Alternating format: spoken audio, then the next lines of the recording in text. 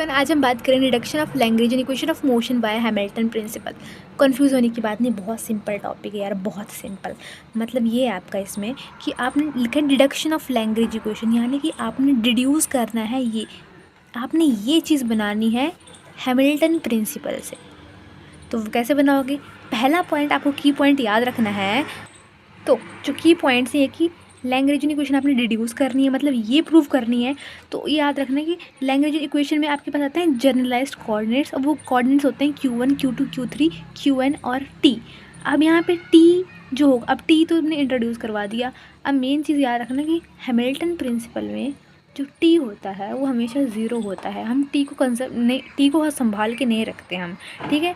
तो अब देखते हैं डायग्राम से कि आपके पास P पॉइंट है, Q पॉइंट है। यहाँ पे आपके पास कोई सिस्टम है, कौन सा सिस्टम है? कंजर्वेटिव होलोनॉमिक सिस्टम है, जो कि यहाँ से लेके यहाँ तक मूव करेगा। तो एक पॉइंट T1 पे आपका वो जो कंजर्वेटिव होलोनॉमिक सिस्टम वो यहाँ पर है, और T2 पे आपका वो जो कंजर्वेटिव सिस्टम जो है वो पॉइंट Q पे होगा टाइम टाइम।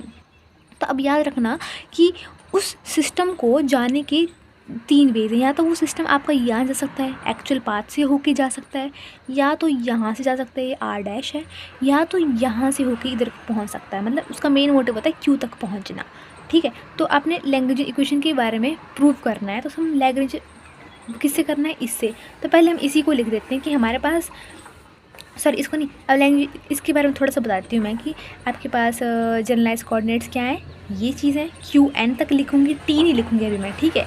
T क्यों नहीं लिख रही मैं? क्योंकि T अभी हमारे पास हैमिल्टन प्रिंसिपल है। हैमिल्टन प्रिंसिपल हमें अलाउ नहीं करता कि हम T को साथ में लेके चलें। वो उसमें डेल्टा T हमेशा ज़ीरो होता है, और डेल्टा R भी हमारे पास ज़ीरो होता है। तो हमने वैसे इक्वेशन नंबर 1 मान लिया। अब हैमिल्टन प्रिंसिपल होता है क्या है किसी भी सिस्टम के लिए? वो होता है डेल्टा T2 से लेके T1 से लेके T2 तक LDT इज इक्वल्स टू 0, ठीक है। अब हम थोड़ा सा हमने लिख दिया कि थोड़ा सा लैंग्वेज के बारे में बता दिया, उसकी कोऑर्डिनेट्स से इस्तेमाल करने हैं, हैमिल्टन के बारे में बता दिया। अब मैं लिखूँगी कि अब इन चीज़ों से, अब इस मेन मुद्दे पे जाती हूँ कि हमारे पास ये है। तो लैंग्वेज इक्वेशन क्या जाएगी? L is equals to L Q के Q डॉट के और T। ये चीज़ कहाँ से आ गई भाई? अब देखो कैलकुलस ऑफ वेरिएशन टॉपिक से आ गई ये चीज़, ठीक है। कैलकुलस ऑफ वेरिएशन में हम कभी भी हम निकालते हैं हम आई की वैल्यू, तो उसको लिखते हैं हम f of y dot and t dx, इस तरह से लिखते हैं हम उसमें। तो उसी चीज़ से हमने इसको लिखा है। अब यहाँ पे तुम यूलर की थ्योरम लगा दो, जो क्या बोलती है। अब यहाँ पे अब सोच रहे हो कि मैंने डेल्टा एल क्यों लिखा है? देखो यार, डेल्टा एल नहीं लिखेंगे, हम लिखेंगे क्यों dt नहीं लिखेंगे, यहाँ पर डेल्टा एल ही लिखेंगे, क्योंकि हम यहाँ बात कर रहे हैं हैमिल्टन की। तो हैमिल्टन में आती है हमारे पास वेरिएशंस, तो ये वेरिएशंस हैं सारी ये, ठीक है। तो हम लिखा delta L is equals to, इसको curl L Y curl Q के साथ करा, और इसके बाद क्यू के का डेल्टा फिर से लगा दिया। Similarly curl L Y curl Q dot के, देखो, और क्यू डॉट के साथ फिर से हमने डेल्टा लगा दिया।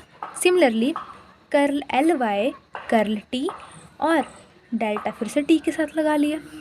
अब मैंने आपको बताया कि हैमिल्टन के लिए डेल्टा टी नहीं होगा यूज़, तो हैमिल्टन की बात हो रही थोड़ी, तो डेल्टा टी को मैं ज़ीरो कर दूँगी। रिमेनिंग मेरे पास क्या बचा? ये दो बची, तो मैंने यहाँ पे लिख दिया। अब देखो, अब समीशन ही मैंने यहाँ मल्टीप्लाई कर दिया दोनों तरफ में, ठीक है। अब इसको मैं इंटीग्रेट कर दूँगी। अब मैं पूरा पता कर लेते ना कौन सा पाथ है क्या नहीं है, ठीक है। हमें बनानी है लैंग्वेज इक्वेशन। सो इसको इंटीग्रेट कर दी T1 से लेकर T2 तक, इसको भी T1 से लेकर T2 को कर्ल एल है, ठीक है। फिर डेल्टा एल है, और इसको भी इंटीग्रेट कर दिया। फिर इस, अब देखो यहाँ ये दो फंक्शंस मिल रहे हैं, दो फंक्शंस में मैं इंटीग्रेशन वाई पार्ट्स का फार्मूला लगा दूँगी, first function and second function. वही चीज़ लिखी मैंने पीछे हटा के। अब ये चीज़ होती है, ये मैंने आपको बताया फर्स्ट इक्वेशन में ये किसके बराबर है? 0 के बराबर है। ये देखो यहाँ पे लिखा है फर्स्ट इक्वेशन में 0 के बराबर है। पहले मैंने 0 के बराबर कर दिया, इन दो टर्म्स को मैंने यहाँ पे लिख दिया। अब ये जो टर्म्स है ये, इसको मैंने लगा दिया मैंने इंटीग्रेशन बाय पार्ट्स, कि फर्स्ट फंक्शन आपका ये है, सेकंड फंक्शन ये है। फर्स्ट ये सेम वैसा का वैसा, first function as it is, summation की को मैंने अभी बाहर निकाल दिया फिलहाल।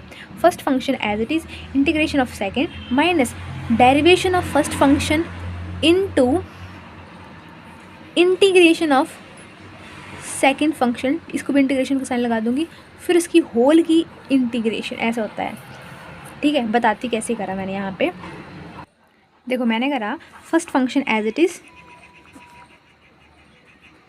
इंटीग्रेशन ऑफ सेकंड T1 से T2 तक इंटीग्रेशन हो रही है, तो सेकंड क्या आपके पास, ये छोटा लिखना, ठीक है, ये बड़ा लिखना। Integration second minus derivative of first function into second की इंटीग्रेशन होती है, फिर होल इंटीग्रेशन होती है। तो डेल्टा क्यू डॉट के इसकी इंटीग्रेशन होती है और इस पूरे की इंटीग्रेशन होती है T1 से लेके T2 तक, T1 से लेके T2 तक इज इक्वल्स टू 0।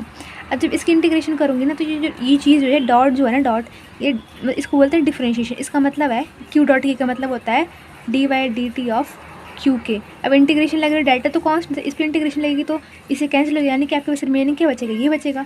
जिसको मैं क्यू डॉट, इसको मैं क्यू डॉट के नहीं लिखूँगी, इसमें लिखूँगी क्यू के लिखूँगी, और ये वैसे का वैसे रहेगा। और यहाँ पे देखना, यहाँ पे आपके पास इंटीग्रेशन लगी है, यहाँ पे क्यू डॉट के है आपके पास, तो क्यू डॉट के का क्या बन जाएगा आपके पास, क्यू के बनेगा। बट देखो हम इसमें क्या करेंगे, हम इसको बोल देंगे 0 के बराबर, क्योंकि यहाँ पे कोई भी वेरिएशन नहीं हो रही है, कोई भी वेरिएशन नहीं हो रही है कि 0 हो जाएगा पूरा का पूरा। बताते रुको एक मिनट, यहाँ ध्यान देना, ये चीज़ मैंने लिख दी, ये चीज़ वैसे की वैसे चली हुई थी, उतार दी मैंने बोला यहाँ पे कोई वेरिएशन नहीं हो रही है, कोई चेंज नहीं हो रहा है, कुछ नहीं हो रहा है, इसको सीधे 0 कर दूँगी।